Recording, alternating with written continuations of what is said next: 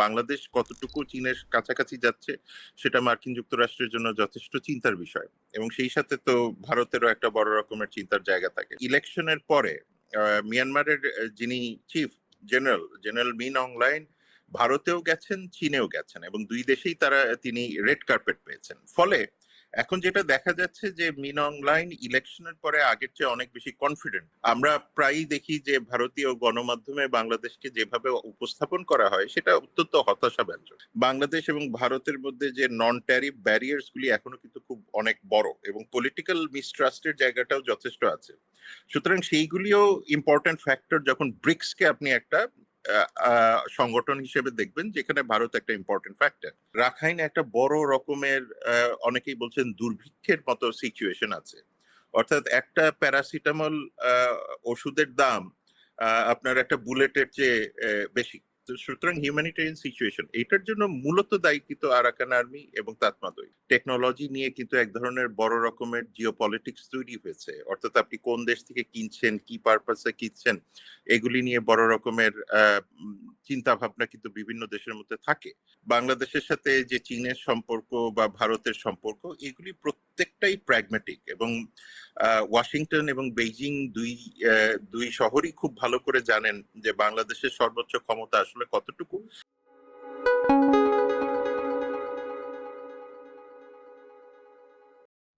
BNP সরকার 6 মাসে পড়ল। বাংলাদেশের পররাষ্ট্রনীতি এবং ভূ রাজনীতি নিয়ে আমরা কথা বলবো আজকে। চর্চা সংলাপে আজকের অতিথি জাহাঙ্গীরনগর বিশ্ববিদ্যালয়ের অধ্যাপক এবং আন্তর্জাতিক বিশ্লেষক সাহাব এনাম খান। সাহাব এনাম খান, আপনাকে চর্চা সংলাপে স্বাগত। ধন্যবাদ। ধন্যবাদ স্যার ভাই। বিএনপির সরকারের মেয়াদ 5 মাস পেরিয়ে 6 মাসে পড়ল। আন্তর্জাতিক ক্ষেত্রে অর্থাৎ পররাষ্ট্র নীতিতে কোনো দৃশ্যমান পরিবর্তন দেখেন কিনা? ধন্যবাদ। আমার মনে হয় বাংলাদেশ সরকারের যে পররাষ্ট্র নীতি সেটাতে যথেষ্ট দৃশ্যমান পরিবর্তন কিন্তু আছে। গত 15 বছর এবং 15 বছরের আগেও যদি আমরা পাঁচ বছরকে যোগ করি, এই 2 দশকে অনেকগুলি পরিবর্তন এসছে। প্রথম যে পরিবর্তনটা এসছে সেটা হলো তারেক রহমান সাহেবের যে বাংলাদেশ ফার্স্ট নীতি, এবং সেই নীতির উপরে বেস করে যে তিনি এখনো পর্যন্ত সামনে এগিয়ে যাচ্ছেন এবং পররাষ্ট্র নীতিকে প্রণয়ন করার চেষ্টা করছেন, সেটা নিশ্চিত। সেটার একটা বড় রকমের মানে এক্সপোজিশন হলো ওনার বেইজিং সফর, এবং বেইজিং সফরের আগে কুয়ালালামপুর সফর। অনেকেই হয়তো কুয়ালালামপুরের বিষয়টাকে চিন্তা করছেন যে চীনকে বা অন্যান্য দেশকে সরাসরি কোনো বার্তা না দেয়া। কিন্তু এখানে ইন্টারেস্টিং ব্যাপার হলো যে বাংলাদেশের যে লেবার ইকোনমি আছে, এই লেবার ইকোনমিতে আসলে মালয়েশিয়া একটা বড় রকমের ভূমিকা পালন করে। আর সেকেন্ড হলো মালয়েশিয়ান অর্থনীতিতে এআই বা ইনফরমেশন টেকনোলজির যে একটা বড় রকমের অগ্রগতি হয়েছে, সেটা বাংলাদেশে অনেক ক্ষেত্রে কগনিজেন্সে নেওয়া হয় না। ফলে বাংলাদেশের একটা অল্টারনেটিভ সোর্স, কারণ আমাদেরকে মনে রাখতে হবে যে এই এআই বা টেকনোলজি নিয়ে কিন্তু এক ধরনের বড় রকমের জিওপলিটিক্স তৈরি হয়েছে। অর্থাৎ আপনি কোন দেশ থেকে কিনছেন, কি পারপাসে কিনছেন, এগুলি নিয়ে বড় রকমের চিন্তা ভাবনা কিন্তু বিভিন্ন দেশের মধ্যে থাকে। সেই জায়গাতে আসলে মালয়েশিয়া একটা বড় অল্টারনেটিভ হতে পারে বাংলাদেশের অর্থনীতিতে। সুতরাং সব দিক থেকে মনে করলে এটা একটা বড় অগ্রগতি হয়েছে। সেকেন্ড হলো, এবং সর্বশেষ খবর দেখলাম যে শ্রম বাজারেও কিছুটা ইতিবাচক ফল দেখা যাচ্ছে, অর্থাৎ বন্ধ শ্রম বাজার আবার খুলে যাচ্ছে। এটাকে সাফল্য বলবেন? না, আমি তো সরকারের ডেফিনেটলি এটাকে সাফল্য এই কারণে বলবো যে এমন একটা সময় শ্রমবাজারগুলি খুলছে যখন আমরা কিন্তু স্পেকুলেশন করছিলাম যে আর্টিফিশিয়াল ইন্টেলিজেন্স বা এই যে অটোমেশনের কারণে তো দরজা বন্ধ হওয়ার কথা। দ্বিতীয় হলো যে বাংলাদেশের যে একটা মানে দৃশ্যমান রেপুটেশন আছে, আমরা যত কিছুই বলি না কেন, বিভিন্ন দেশ কিন্তু আমাদের জন্য ভিসার দরজা বন্ধ করে দিচ্ছে বলতে গেলে।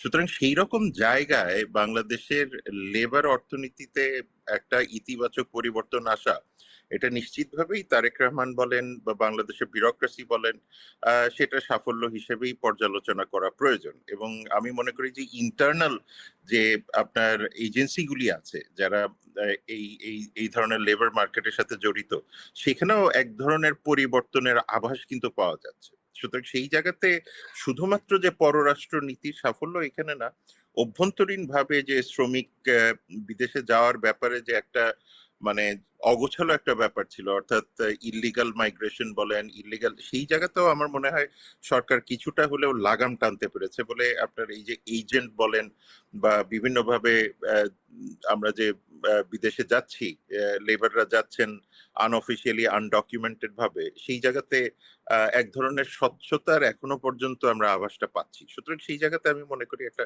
আচ্ছা, ধন্যবাদ। আরেকটা আসছে যে আপনি মালয়েশিয়া এবং চীন সফরের কথা বলছিলেন প্রধানমন্ত্রীর। চীন সফরের অর্জনটা কি? আমরা তো কোনো চুক্তি হতে দেখলাম না, কয়েকটি এমইউ চুক্তি হয়েছে।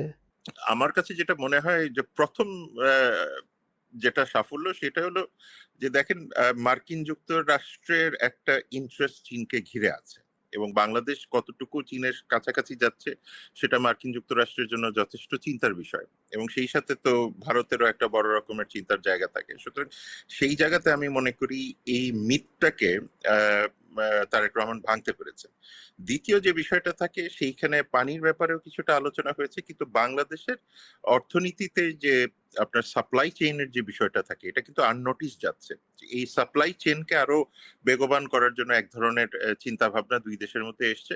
এবং ৩ নম্বর, যেটা বাংলাদেশের বিগেস্ট স্ট্রাকচারাল ইকোনমিতে একটা স্ট্রাকচারাল ভূমিকা রাখতে পারে কানেক্টিভিটির দিক থেকে, যদি চায়নার সাথে বাংলাদেশের রাস্তার যে বিষয়টা এসছে মায়ানমারকে কেন্দ্র করে, সেটাতে যদি এক ধরনের পজিটিভ মুভমেন্ট করা যায়। কারণ এখানে এই রাস্তাটা শুধুমাত্র তখনই সফল হবে যখন মায়ানমারের স্থিতিশীলতা আসবে, এবং মায়ানমারকে স্থিতিশীল করার ব্যাপারে বাংলাদেশের যে আন্তরিক প্রচেষ্টা সেটা, এবং চীনের যে এই মুহূর্তে ভূকৌশলগতভাবে অন্ততপক্ষে তার যে বে অফ বেঙ্গলকে কেন্দ্র করে যে তার একটা ইন্টারেস্ট আছে, এবং পার্টিকুলারলি হরমুজ ক্রাইসিসের পরে মালাক্কা স্ট্রেটকে মোটামুটি সচল রাখার ব্যাপারে বাংলাদেশের সহায়তা তাদের জন্য অত্যন্ত গুরুত্বপূর্ণ।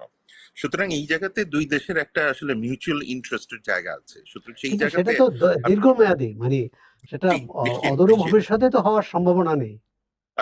আপাতত আমরা যদি চিন্তা করি যে অদূর ভবিষ্যতে হবে না, সেটা হয়তোবা কিছুটা ভুল হবে। এই কারণে যে যে রাস্তাগুলি বাকি আছে সেটা আসলে তৈরি করার জন্য অনেক লম্বা সময়ের কোনো ব্যাপার না। এখানে দেখতে হবে যে আগামী 6 মাস বা 1 বছরের মধ্যে, যে কারণে বাংলাদেশ সরকার কিন্তু একটা রোহিঙ্গা বিষয়ক একটা কমিটি করেছেন এবং সেই কমিটিতে 90 দিনের মধ্যে একটা মানে স্ট্র্যাটেজি উপস্থাপন করতে বলা হয়েছে। সেই স্ট্র্যাটেজির একটা বড় জায়গায় কিন্তু থাকবে এই রাস্তাকে কেন্দ্র করে। সুতরাং এই রাস্তাটাকে আসলে কত তাড়াতাড়ি বাংলাদেশ এবং চীন এবং মিয়ানমারের অভ্যন্তরীণ যে পলিটিক্স আছে, সেই পলিটিক্সে বাংলাদেশের চেয়ে চীনের একটা ভূমিকা আগের চেয়ে অনেক বেশি আছে। সুতরাং তারা কতটুকু এটাকে এগিয়ে নিয়ে যাবে তার উপরে আসলে এই টাইম ফ্রেমটা ব্যবহার হচ্ছে। এবং আমি মনে করি যে এই টাইম ফ্রেমটা আসলে খুব দেরি যে হবে এরকম ভাবার মতো পেশেন্স আসলে বেইজিং এর এই মুহূর্তে নাই, নিশ্চিতভাবে তো ঢাকার নাই। সুতরাং আমাদেরকে আচ্ছা, দেখতে হবে আপনি যে এটা কত তাড়াতাড়ি আপনি আশাবাদ ব্যক্ত করেছেন, কিন্তু এই মুহূর্তে রাখাইনের অবস্থা কি, যেখান থেকে সড়কটি খুব বাংলাদেশের সঙ্গে যুক্ত হওয়ার কথা? খুব গুরুত্বপূর্ণ প্রশ্ন করেছেন সৌরভ ভাই। আমার মনে হয় এটা নিয়ে একটু আলোচনা হওয়াটা খুবই জরুরি, এই কারণে যে রাখাইন নিয়ে দুই ধরনের মতবাদ আমরা শুনতে পাই। একটা হলো যে আরাকান আর্মি, আর একটা হলো যে আরাকান আর্মির বিরুদ্ধে। এখন আরাকান আর্মি এই মুহূর্তে তাদের মানে হাইয়েস্ট পসিবল রিসোর্সেস এর মধ্যে আছে, অর্থাৎ 17টা শহরের মধ্যে 14টাই তাদের কন্ট্রোলে আছে, কিন্তু এটাই তাদের ম্যাক্সিমাম। মুশকিলটা হচ্ছে যে গত 1 বছরের মধ্যে তারা কিন্তু আর কোনো এক্সপান্ড করতে পারেনি। এক্সপান্ড না করতে পারার কারণে যেটা হয়েছে, তারা ম্যাক্সিমাম অবস্থাতে চলে গেছে। এখন যেটা হচ্ছে সেটা হলো যে মিয়ানমারে, অর্থাৎ ইলেকশনের পরে মিয়ানমারের যিনি চিফ জেনারেল মিন অং লাইন ভারতেও গেছেন, চীনেও গেছেন, এবং দুই দেশেই তিনি রেড কার্পেট পেয়েছেন। ফলে এখন যেটা দেখা যাচ্ছে যে মিন অং লাইন ইলেকশনের পরে আগের চেয়ে অনেক বেশি কনফিডেন্ট। এভাবেই কোটি কোটি মানুষের ঘরে দেশ জুড়ে ফ্রিজ একটাই, ওয়ালটন।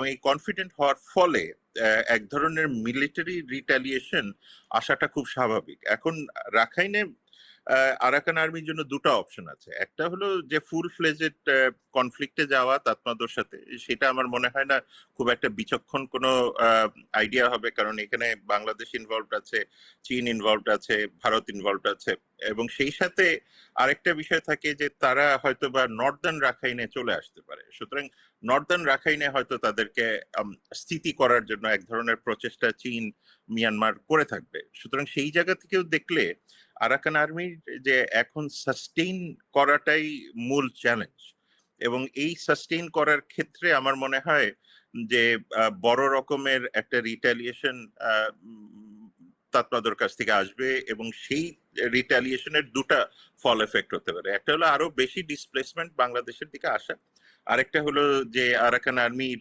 মানে এক ধরনের বাংলাদেশ এবং চীনের সাথে সমঝোতায় আসা।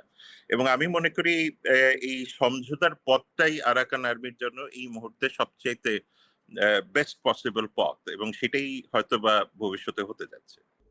বাংলাদেশের প্রধানমন্ত্রী আনোয়ার ইব্রাহিম বলেছেন যে বাংলাদেশ থেকে যে রোহিঙ্গা গিয়েছেন তার মধ্যে 3 লাখ রোহিঙ্গাকে মিয়ানমার সরকার ফেরত দিতে রাজি হয়েছে। এটার সম্ভাবনা কতটা দেখেন যে বাস্তবায়ন আর কি? এর আগেও ত্রিপক্ষীয় বৈঠক হয়েছিল, এক ধরনের সমঝোতা হয়েছিল আওয়ামী লীগ সরকারের আমলে, যে রোহিঙ্গাদের ফেরত নেবে তালিকা চেয়েছিল, কিন্তু শেষ পর্যন্ত সেটি হয়নি। এবারে কি আপনি আশাবাদী ফেরত নেওয়ার ব্যাপারে? সৌরভ ভাই, আমি কিছুটা হলেও আশাবাদী এই মুহূর্তে, এই কারণে যে মালয়েশিয়াতে কিন্তু রোহিঙ্গা ইস্যুটা প্রধানমন্ত্রীর ভিজিটের মধ্যে একটা ছিল, এবং সেই সাথে আপনি দেখেন চীনেও এটা নিয়ে বিস্তর আলোচনা হয়েছে, এবং আমরা দেখতে পাচ্ছি, এবং আমি নিজেও যেহেতু এই বিষয়টা নিয়ে খুব বড় রকমের কাজ করার সুযোগ হয়েছে, সেই ক্ষেত্রেও আমি দেখতে পাচ্ছি যে রিপ্যাট্রিয়েশনের একটা পথ তৈরি হচ্ছে। কিন্তু মুশকিলটা হলো যে যে নাম্বারগুলি বলা হয় 1,80,000 বা 3 লক্ষ, এইগুলি এখনো পর্যন্ত প্র্যাকটিক্যাল কোনো নাম্বার না।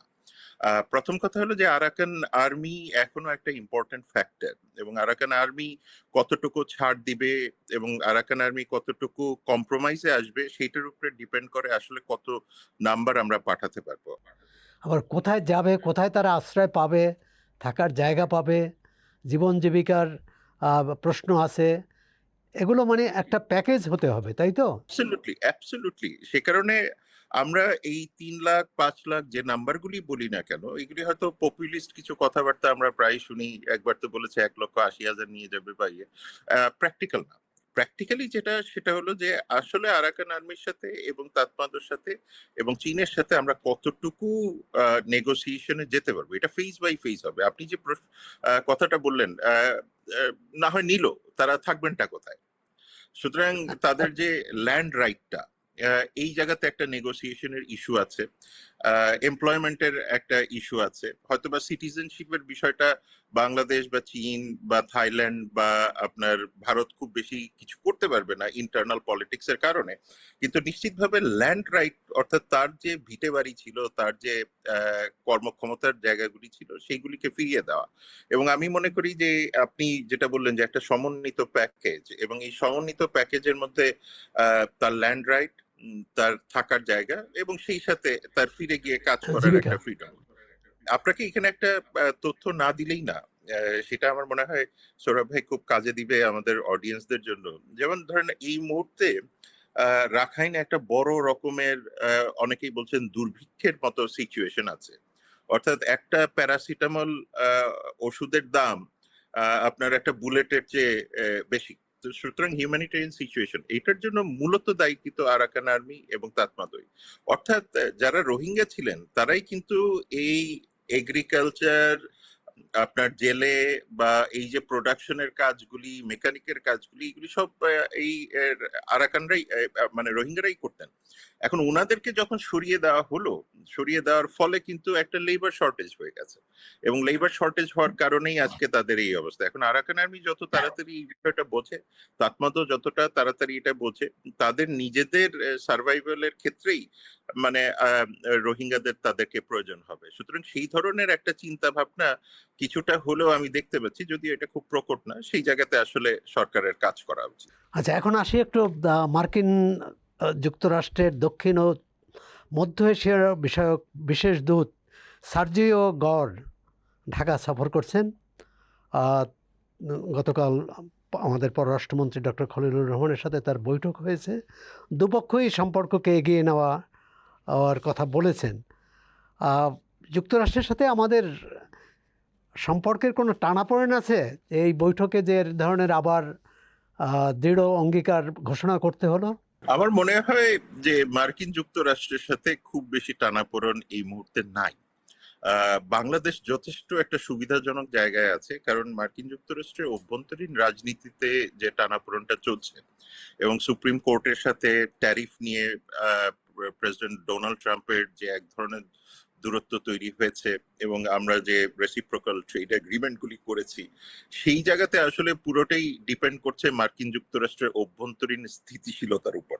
সুতরাং সেই জায়গাতে বাংলাদেশের আসলে খুব বেশি কিছু করবার নাই, যে কারণে টানাপোড়েনের জায়গাটা আমার মনে হয় না তৈরি হয়েছে। এটা তাদের ইন্টারনাল ইস্যু। সুতরাং সেই জায়গাতে আমি মনে করি না যে বাংলাদেশ খুব বেশি ব্যাকওয়ার্ড সাইডে আছে। এটা হলো একটা। দ্বিতীয় আরেকটা বিষয় থাকে, সেটা হলো যে আপনার বাংলাদেশের সাথে যে চীনের সম্পর্ক বা ভারতের সম্পর্ক, এগুলি প্রত্যেকটাই প্র্যাগম্যাটিক এবং ওয়াশিংটন এবং বেইজিং দুই শহরই খুব ভালো করে জানেন যে বাংলাদেশের সর্বোচ্চ ক্ষমতা আসলে কতটুকু এবং বাংলাদেশের অর্থনীতিকে টিকিয়ে রাখতে হলে আসলে মানে চীন বা মার্কিন যুক্তরাষ্ট্রের কোনো বিকল্প নাই। সুতরাং সেই বিষয়গুলি কিন্তু মার্কিন প্রশাসনের মাথায় আছে এবং চীন প্রশাসনের মাথায় আছে, যে কারণে আমরা হয়তো অনেক বেশি অতি আগ্রহী হয়ে সবসময় বলে ফেলি যে চীনে থেকে কিছু কিনলে মার্কিন যুক্তরাষ্ট্র দুঃখ পাবে, মার্কিন যুক্তরাষ্ট্রের কারণে। এটা আসলে অতিরঞ্জিত অনেক সময় হয়ে যায়। তবে এখানে দুটো জিনিস আসলে ফ্ল্যাগ করাটা খুব প্রয়োজন। কনসার্নটা তখন হয় যে আপনি আসলে ডিফেন্স প্যাক্ট করছেন কিনা, প্যাক্ট শব্দটা। সেই ক্ষেত্রে হয়তো ভারত মার্কিন যুক্তরাষ্ট্রের একটা মাথা ব্যথার কারণ হয়ে দাঁড়াবে চীনের সাথে যদি কোনো ডিফেন্স প্যাক্ট হয়। আবার মার্কিন যুক্তরাষ্ট্রের সাথেও যদি আপনি ডিফেন্স প্যাক্ট করেন, তাহলে এটা চীনের স্বার্থের বিরুদ্ধে চলে যাবে। কারণ এই হরমুজের পরবর্তীতে চীন কখনোই চাইবে না যে তার ব্যাকইয়ার্ডে এসে পশ্চিমা রাষ্ট্রগুলি বাংলাদেশের সাথে বসে এক ধরনের মিলিটারি অ্যালায়েন্স তৈরি করুক। এটা একটা। আর দ্বিতীয় হলো যে যেহেতু জিওপলিটিক্সটা এখন আর্টিফিশিয়াল ইন্টেলিজেন্স, কম্পিউটিং, ডেটা নিয়ে হচ্ছে, সেই জায়গাতে এক ধরনের বড় রকমের কম্পিটিশন আছে, যেটাকে সার্ভেইলেন্সের পয়েন্ট অফ ভিউ থেকে দেখে। চীনও দেখে মার্কিন যুক্তরাষ্ট্রের সাথে বড় রকমের এনগেজমেন্ট, টেকনোলজি এনগেজমেন্টে সাসপিশনের চোখ দিয়ে, আবার মার্কিন যুক্তরাষ্ট্র তো নিশ্চিতভাবেই দেখে। কিন্তু বাংলাদেশের অর্থনীতিতে আসলে পশ্চিমা দেশের যে টেকনোলজি গুলি আছে, সেইগুলির যে খরচা, সেটা ভোক্তা পর্যায়ে পৌঁছাতে গেলে খুব ডিফিকাল্ট হয়ে যাবে। সুতরাং আজকে যদি আপনি 10 টাকা হারে, জাস্ট কথার কথা বলছি, 10 টাকা হারে যদি আপনি ইন্টারনেট কিনতে পারেন, সেটা হয়তো বেড়ে যাবে। মার্কিনিরা যেটা যুক্তি দেয় লং টার্মে এটা ভালো হবে, আবার চীনারা বলে যে না, ইমিডিয়েট ইকোনমিক গেইনটাও তো ইম্পর্টেন্ট, যে কারণে ভবিষ্যতে আপনি এটাকে স্কেল আপ করতে পারবেন। সুতরাং সেই জায়গাতে আমার মনে হয় যে সরকারের যথেষ্ট চিন্তা ভাবনার জায়গা আছে এবং সেই জায়গাগুলিতে আসলে আমাদেরকে ভবিষ্যতে খুব কেয়ারফুল থাকতে হবে। আপনি বলছেন যে মার্কিন দূতের এই সফরের চীনের পক্ষ থেকে তেমন উদ্বেগের কিছু নেই। ভারত বিষয়টি কিভাবে নেবে? এখন ভারতের সাথে যে বিষয়টা থাকে, যে ভারতের সাথে স্বাভাবিকভাবে বর্তমান সরকারের যে সম্পর্কটা, এটা 3টা স্তরে দেখা দরকার। পলিটিক্যাল স্তরে যদি আমরা দেখি, সেই জায়গাতে হয়তো খুব বেশি আশাব্যঞ্জক অবস্থান ভারত তৈরি করতে পারেনি। আপনি যদি মিলিটারি লেভেলে দেখেন, বাংলাদেশের সবসময় যে লেভেলগুলি থাকে, সেটা চীন, মার্কিন যুক্তরাষ্ট্র, ভারত, মিলিটারি টু মিলিটারি লেভেলে এবং থাইল্যান্ড বা যে কোনো দেশের সাথেই একটা স্থিতি অবস্থায় থাকে। ফলে সেই জায়গাতে আসলে টেনশনের খুব কিছু নাই। আর আরেকটা থাকে হলো সোসাইটাল লেভেলে, যেটা আপনি আমি ভারতে যাওয়ার ব্যাপারে মানে জনপরিসরে আমরা প্রায়ই দেখি যে ভারতীয় গণমাধ্যমে বাংলাদেশকে যেভাবে উপস্থাপন করা হয়, সেটা অত্যন্ত হতাশাব্যঞ্জক। এভাবেই কোটি কোটি মানুষের ঘরে দেশ জুড়ে ফ্রিজ একটাই, ওয়ালটন। ফলে সেই জায়গাতে আমার মনে হয় যে ভারত সরকারকে অনেক বেশি কাজ করতে হবে যদি তারা এক ধরনের মিনিংফুল সম্পর্ক। এখানে এটা বলাটা খুবই জরুরি যে একসময় হয়তো ফরেন পলিসি যেটা নিয়ে আপনি আর আমি আলাপ করছি, সেটা খুব একটা এলিটিস্ট বিষয় ছিল। হয় প্রাইম মিনিস্টারের দপ্তর ওটাকে দেখতেন বা ইউনো এই ধরনের বা পররাষ্ট্র দপ্তর। এখানে এক্স্যাক্টলি ট্রান্সপারেন্সি ছিল না, অ্যাকাউন্টেবিলিটি ছিল না। জুলাইয়ের পরবর্তী সময়ে কিন্তু এখন সাধারণ মানুষ বাংলাদেশের পররাষ্ট্র নীতিকে কিন্তু খুব গভীরভাবে দেখেন। ভারতের সাথে আমরা কি করছি, চীনের সাথে আমরা কি করছি, পাকিস্তানের সাথে আমরা কি করছি, এটা কিন্তু খুব ভালো করে দেখছে। সুতরাং ভারতের ক্ষেত্রে এই বিষয়টা অনুধাবন করা খুব জরুরি হয়ে গেছে, তারা যদি আসলে বাংলাদেশের সাথে একটা মিনিংফুল সম্পর্ক ভবিষ্যতে চায়। তবে বাংলাদেশের পররাষ্ট্র নীতিতে এটা ঠিক যে ভারতের যে অবস্থানটা থাকা উচিত ছিল সেটা তারা নিশ্চিতভাবে হারিয়েছেন, এবং সেটা তাদেরকে যদি তৈরি করতে হয় তাহলে তাদেরকে অনেক কাজ করতে হবে। সেপ্টেম্বরে নয়াদিল্লিতে ব্রিক্স সম্মেলন হচ্ছে এবং ভারতের প্রধানমন্ত্রী নরেন্দ্র মোদী বাংলাদেশের প্রধানমন্ত্রী তারেক রহমানকে সেই সম্মেলনে আমন্ত্রণ জানিয়েছেন। সম্প্রতি ভারতের হাইকমিশনার, এখানে যে ভারতের হাইকমিশনার, তিনি পররাষ্ট্রমন্ত্রীর সাথে দেখা করে বলেছেন যে তারা অধীর আগ্রহে অপেক্ষা করেছে, যদিও ঢাকা থেকে এখনও হা বা না কিছু বলা হয়নি। ব্রিক্স সম্পর্কে আপনার অভিমত বা আপনার পর্যবেক্ষণ? মনে হয় যে অনেক ক্ষেত্রে যে এটা কি বাংলাদেশ সরকারকে দিয়েছেন না ব্রিক্সের চেয়ারম্যানকে দিয়েছেন। এখন ব্রিক্সের চেয়ারম্যান হলে পরে একরকম, ব্রিক্সের চেয়ারম্যান হিসেবে দিয়েছে। আচ্ছা, এখন ব্রিক্সের চেয়ারম্যান হিসেবে হলে খুব স্বাভাবিকভাবেই মানে সরি বিমস্টেকের চেয়ারম্যান হিসেবে যদি দাওয়াত হয় তাহলে এক রকমের, আর আরেকটা হলো যে সরকার প্রধান। এখন সরকার প্রধান হলে নিশ্চিতভাবেই ব্রিক্সে অংশগ্রহণ করাটার ক্ষেত্রে আমি খুব বেশি আশঙ্কার কিছু দেখি না, যদিও পশ্চিমা বলয় বা মার্কিন বলয়ের ক্ষেত্রে ব্রিক্সটা একটা বড় রকমের কনসার্ন, কারণ তারা মনে করেন যে এটা পশ্চিমা যে ইনস্টিটিউশনালিজম আছে বা পশ্চিমা যে একটা বিশ্ব ব্যবস্থা আছে সেটার অল্টারনেটিভ হিসেবেই ব্রিক্স তৈরি হচ্ছে। সোজা কথা বলতে পারি যে ডলারের যে দৌরাত্ম্য বিশ্ব অর্থনীতিতে, সেটা খর্ব করার এই ব্রিক্সের একটি উদ্দেশ্য, এবং সেখানে তো তাদের একটা উদ্বেগ থাকতেই পারে।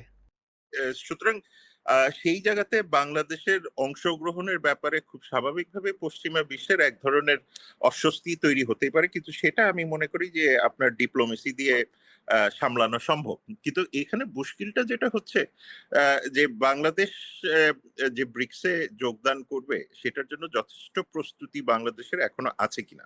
যদিও এটা আওয়ামী লীগ সরকার থেকে ব্রিক্সে যাওয়ার ব্যাপারে এক ধরনের আগ্রহ তৈরি হয়েছে এবং কন্টিনিউটি এখনো পর্যন্ত আছে, প্রস্তুতির ঘাটতি আমার কাছে মনে হয় এখনো পর্যন্ত কিছুটা রয়েছে। মানে একজন এই আন্তর্জাতিক সম্পর্ক বিশেষজ্ঞ হিসেবে আপনি মনে করেন যে এক্ষেত্রে বাংলাদেশ সরকারের বা বাংলাদেশের পররাষ্ট্র মন্ত্রণালয়ের ঘাটতি আছে, ঘাটতি পূরণে কি করণীয়? আমার মনে হয় এইখানে বিস্তর আলোচনা করতে হবে, কারণ আমরা দেখেন আমাদের মাত্র ইউরোপিয়ান ইউনিয়নের সাথে এবং জাপানের সাথে এক ধরনের বাইল্যাটারাল ট্রেড এগ্রিমেন্টের মতো তৈরি হয়েছে, কিন্তু আপনি যদি মনে করেন যে আমাদের বাইল্যাটারাল এফটিএ গুলি তৈরি হয়েছে কিনা, আমরা ডলার থেকে আসলে কতটুকু অল্টারনেটিভ কারেন্সিতে যেতে পারবো এবং এটা আমার ডোমেস্টিক ইকোনমিতে কতটুকু এফেক্ট করবে। আপনি যদি এখানে দেখেন ভারতের সাথে বাংলাদেশের রিজিওনাল ট্রেড মানে মোটামুটি আছে, কিন্তু ট্রেড ডেফিসিটটা হাই এবং ইকোনমিক স্কেলে খুব স্বাভাবিকভাবে এটা থাকা খুবই স্বাভাবিক। কিন্তু মুশকিলটা হচ্ছে যে বাংলাদেশ এবং ভারতের মধ্যে যে নন ট্যারিফ ব্যারিয়ার্স গুলি এখনো কিন্তু খুব অনেক বড় এবং পলিটিক্যাল মিসট্রাস্টের জায়গাটাও যথেষ্ট আছে। সুতরাং সেইগুলিও ইম্পর্টেন্ট ফ্যাক্টর যখন ব্রিক্সকে আপনি একটা সংগঠন হিসেবে দেখবেন, যেখানে ভারত একটা ইম্পর্টেন্ট ফ্যাক্টর। সাউথ আফ্রিকা, রাশিয়ার সাথে আমার টার্মস অফ পেমেন্ট মানে পেমেন্টের টার্মস গুলি কি হবে, এবং চীনের সাথে আমার এনগেজমেন্ট অলরেডি আছে। সুতরাং সেইখানে আমার অল্টারনেটিভ কারেন্সি ইউজের ক্ষেত্রে আমার যেই ধরনের সক্ষমতা, সেই সক্ষমতার ক্ষেত্রে আসলে বিস্তর ব্যাংকিং সেক্টর থেকে শুরু করে ফাইন্যান্সিয়াল সেক্টর প্রত্যেকটা জায়গায় আমাদেরকে আবার নতুন করে ভাবতে হবে, পলিসিগুলি চেঞ্জ করতে হবে তারপরে। এবং আমরা যদি এটা শুধুমাত্র একটা সেরেমনিয়াল যোগদানের জন্য যাই, তো এইরকম সেরেমনিয়াল যোগদান বাংলাদেশ অনেক জায়গায় করেছে, সেটাতে আসলে খুব বেশি কিছু আসে না সরকারি পয়সা নষ্ট করা ছাড়া। সুতরাং সেই জায়গায় কিন্তু বাংলাদেশের একটা অল্টারনেটিভ দিতে পারে এবং সেই না সেটা ঠিক, সেটা হয়তো দীর্ঘমেয়াদে, কিন্তু ব্রিক্সের এই দিল্লি সম্মেলনে বাংলাদেশের প্রধানমন্ত্রীর উপস্থিতি এবং অনুপস্থিতি এটি দ্বিপক্ষীয় সম্পর্কে কী ধরনের প্রভাব ফেলতে পারে? আমি মনে করি যে বাংলাদেশের জি। প্রধানমন্ত্রী যদি ব্রিক্স সম্মেলনে যান, সেটা আমার মনে হয় যে দুই দেশের বাইল্যাটারাল সম্পর্ক উন্নয়নের ক্ষেত্রে যথেষ্ট ভূমিকা রাখবে। কিন্তু আমি একটা কথা বলেছি যে শুধুমাত্র এই প্রাইম মিনিস্টারিয়াল ভিজিটেই যে সম্পর্কের সব দিক উন্নত হয়ে যাবে এটা ভাবার কোনো কারণ নেই। কারণ ভারতের ডোমেস্টিক পলিটিক্সে বাংলাদেশ এখনো একটা ইম্পর্টেন্ট ফ্যাক্টর, যেখানে মানে তাদের যে পাওয়ার পলিটিক্সটা আছে সেখানে ভারত বাংলাদেশকে বিভিন্নভাবে উপস্থাপন করবে। এটা তো আমরা দেখতেই পাচ্ছি। ইভেন আপনার ককরোচ জনতা পার্টির এই ঘটনার মধ্যেও বাংলাদেশকে বারবার টেনে নিয়ে আসা হয়েছে যে বাংলাদেশ থেকে এগুলিকে সাপোর্ট করা হচ্ছে। তো সুতরাং না, সেটা তো বাংলাদেশের জন্য আনন্দেরই যে যে ঢাকার বাংলাদেশে যে আন্দোলন হয়েছে সেটাই পথ দেখিয়েছে দিল্লির আন্দোলনকে। এটা তো এক ধরনের বাংলাদেশের কি বলে সাফল্য হিসাবে দেখা হচ্ছে। আমরা আমার মনে হয় যে আমাদের দেশের মানুষজন যথেষ্ট মানে বিষয়টাতে আনন্দ পেয়েছেন। তবে এই ক্ষেত্রে যেটা হয় যে প্রধানমন্ত্রী যদি যান, স্বাভাবিকভাবেই স্টেট টু স্টেট রিলেশনশিপে বা গভর্নমেন্ট টু গভর্নমেন্ট রিলেশনশিপে এক ধরনের পজিটিভ বার্তা তো দেবেই। এখন মুশকিলটা হচ্ছে যে এই ধরনের ভিজিটের পরে ভারত কতটুকু রেসিপ্রোকাল হবে। দেখেন, তাদের সবচাইতে ঘনিষ্ঠ মানুষ ছিলেন প্রাক্তন প্রধানমন্ত্রী শেখ হাসিনা। তিনিও তো ব্রিক্সে যেতে চেয়েছিলেন, কিন্তু মুশকিলটা হচ্ছে যে ভারতের কাছ থেকে খুব বেশি হয়তো বা সদুত্তর তখন পাওয়া যায় না। মানে ফলে ভারতের পররাষ্ট্রনীতি যে সমর্থন পাননি বলেই দক্ষিণ আফ্রিকার যে সম্মেলন হলো সেখানে বাংলাদেশের অন্তর্ভুক্তি সম্ভব হয়নি। এক্স্যাক্টলি। এবং সেই ক্ষেত্রে আমাদের প্রধানমন্ত্রী গেলেন এবং সেই ক্ষেত্রে গিয়ে এক ধরনের ভুল বার্তা দেওয়া হলো। সেই ক্ষেত্রেও আমার মনে হয় আমাদের একটু সাবধানতা অবলম্বন করলে জিনিসটা খারাপ হবে না। সুতরাং সেই জায়গাতে আসলে প্রধানমন্ত্রী যদি যান, বাইল্যাটারাল রিলেশনশিপে নিশ্চিতভাবে পজিটিভ হবে। বাট এই ধরনের যদি ম্যানিপুলেশন হয়, যেটা অতীতে আমরা বহুবার দেখেছি, যে বাংলাদেশকে কেন্দ্র করে বহু রকমের ম্যানিপুলেশন করা হয়, এই ম্যানিপুলেশন হলে পরে খুব স্বাভাবিকভাবে এটা আমাদের জন্য সুখকর কোনো কিছু না। এবং এই এই এই ধরনের পলিটিক্যাল কালচার বাংলাদেশ বারবার দেখে এসেছে। এবং আমাদের এই যে আশেপাশের দেশগুলির পররাষ্ট্র নীতির অবস্থা তো আপনি ভালো করেই দেখছেন, এবং ভারতের পররাষ্ট্র নীতির ক্ষেত্রে তো যথেষ্ট দুর্বলতা আমরা প্রতিনিয়তই দেখতে পাই। হয়তো এটা বলিউড এফেক্ট দিয়ে বিভিন্নভাবে চাপা দেওয়ার চেষ্টা করা হয়, কিন্তু at the end of the day পররাষ্ট্র নীতির দুর্বলতাগুলি তো বারবার চলে আসছে। সুতরাং বাংলাদেশে যদি ব্রিক্সে যেতে হয়, চীন একটা বড় মাধ্যম নিশ্চিতভাবেই। রাশিয়ার সাথে এখন নিউক্লিয়ার টেকনোলজি নিয়ে বাংলাদেশের একটা সম্পর্ক আছে, সুতরাং সেটাও একটা বড় ক্যাপিটাল যদি ব্রিক্সে যেতে চায়। এবং সেই ক্ষেত্রে মার্কিন যুক্তরাষ্ট্রের সাথেও যথেষ্ট আলোচনা আর পথ খোলা রাখাটাও বাংলাদেশের জন্য গুরুত্বপূর্ণ। সাহাব এনাম খান, আপনি যে বিশ্লেষণ দিলেন, আশা করি সরকারের যে নীতি নির্ধারক তারা সঠিক সিদ্ধান্ত নিতে তাদেরকে সহায়তা করবে, এবং একই সঙ্গে বাংলাদেশের পররাষ্ট্র নীতি স্বকীয় এবং জাতীয় স্বার্থের অনুকূল হবে। এটাই আমরা আশা করি। কাউকে খুশি করার জন্যে বা কাউকে অখুশি করার জন্যে বাংলাদেশের পররাষ্ট্রনীতি গৃহীত হবে না। সাহাব এনাম খান, আবারও আপনাকে চর্চার পক্ষ থেকে ধন্যবাদ, শুভেচ্ছা, কৃতজ্ঞতা।